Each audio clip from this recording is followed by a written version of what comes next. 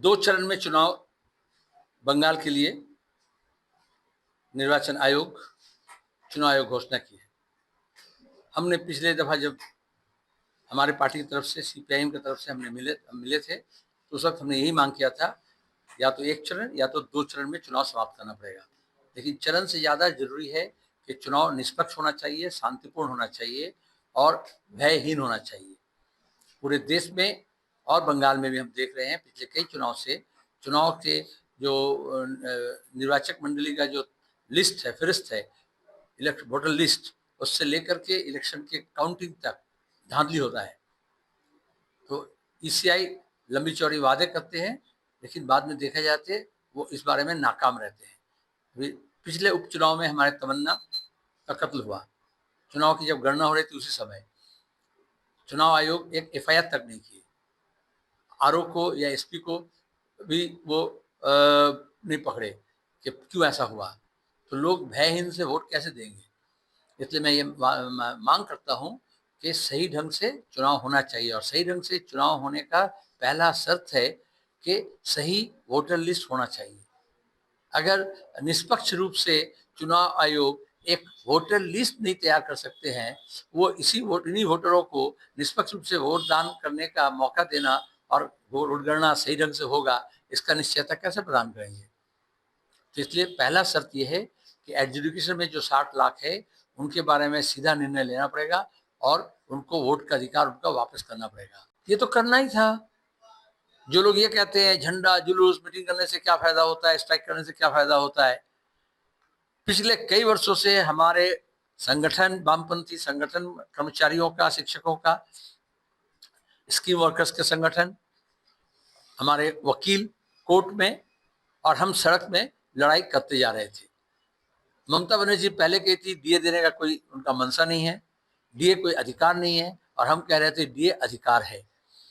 9 तारीख को जब कोर्ट ये कह चुकी, सुप्रीम कोर्ट की, आपको बकाया डीए देना पड़ेगा, उसके बाद भी एज लेट एज ऑन 9 मार्च तृणमूल सरकार कोर्ट के पास गई कि हमारे पास पैसा नहीं है, हम जुगाड़ नहीं कर पाए हैं, तारीख बढ़ाया जाए। और फिर 9 मार्च के बाद 13 मार्च को कर्मचारी, पंचायत कर्मचारी, म्युनिसिपल कर्मचारी, स्कीम वर्कर्स, कॉन्ट्रेक्चुअल लेबरर्स, शिक्षक और सरकार, राज्य सरकार कर्मचारी, सब लोग मिलके सफलतापूर्वक स्ट्राइक किए।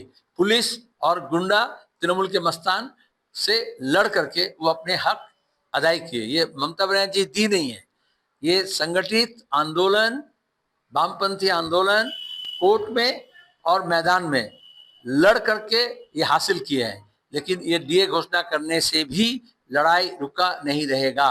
13 मार्च के स्ट्राइक में और भी मांगे थी, जितने टेम्पोररी वर्कर है, कॉन्ट्रेक्चुअल वर्कर है, उनका परमानेंट करना पड़ेगा, जितने स्कीम वर्कर्स है उनको न्यूनतम वेतन देना पड़ेगा, जितना सरकारी क्षेत्र में और आधा सरकारी क्षेत्र में शून्य रिक्त पद है उसको भरना पड़ेगा, और भरने में कोई करप्शन नहीं चलेगा। साथ साथ डीए और भी बाकी है। अभी तो ये क्या बोलते हैं ना, वो बोलते थे ना, ये तो अभी है, सो अभी बाकी है। ये तो ट्रेलर है, जो कि 6th पे कमीशन लागू होने पर उसके आधार पर डीए तो और भी बनता है, वो भी उनको देना पड़ेगा। अब वो तो दे नहीं पाएंगी, वामपंथी सरकार आएगा और वो सब हम देंगे। हम सिर्फ वामपंथी सरकार की बात करें, आप कैंडिडेट की मांग रहे थे, लोगों के अंदर उत्साह है। हम आज चुनाव घोषणा हुई है, कल वामफ्रंट के बैठक के बाद कलकत्ते से हम चुनाव, हमारा जो प्रत्याशी है उनका तालिका हम घोषित कर देंगे। मृतक जो वोटर है उनका नाम एक भी नहीं रहना चाहिए, मांग हम किए हैं। क्या दावा के साथ वो कह सकते हैं? डुप्लीकेट वोटर नहीं होना चाहिए और फर्जी वोटर नहीं होना चाहिए। 18 साल से 21-22 साल के जो नौजवान हैं बंगाल में, जितनी संख्या में है, उनका वोटर नाम नहीं उठा है, उनका नाम भी सब उठाना पड़ेगा।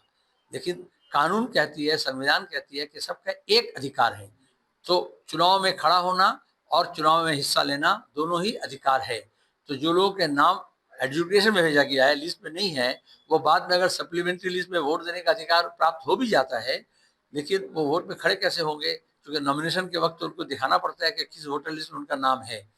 तो इससे ये लोकतांत्रिक अधिकार की संकोचन है, वो लोकतांत्रिक अधिकार को छीनना चाहते हैं, वोटाधिकार को छीनना चाहते हैं, वरना सबको समान अधिकार से वो मुंह मोड़ देना चाहते हैं। ऐसा हम नहीं कर सकते।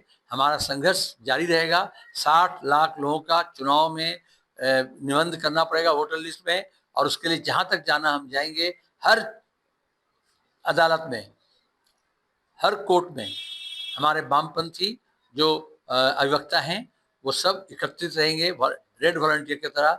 जब कोरोना के समय ऑक्सीजन नहीं मिल रहा था, उस समय जैसे ऑक्सीजन सिलेंडर लेकर हमारे रेड वॉलंटियर दौड़ रहे थे, इस तरह से आज जब वोट का अधिकार नहीं मिलेगा तो वोट का अधिकार दिलाने के लिए वो निम्न अदालत से सर्वोच्च अदालत तक, न्यायालय तक वो पहुंचेंगे और अधिकार प्रतिष्ठा में चौकसी रहेंगे। हमारे वॉलंटियर्स हर बूथ में वोटर लिस्ट लेकर के उनके पास जाएंगे, और जिनका भी नाम नहीं उठा है उनका नाम सही ढंग से उठे, इसके लिए हर पुरजोर कोशिश हम करेंगे।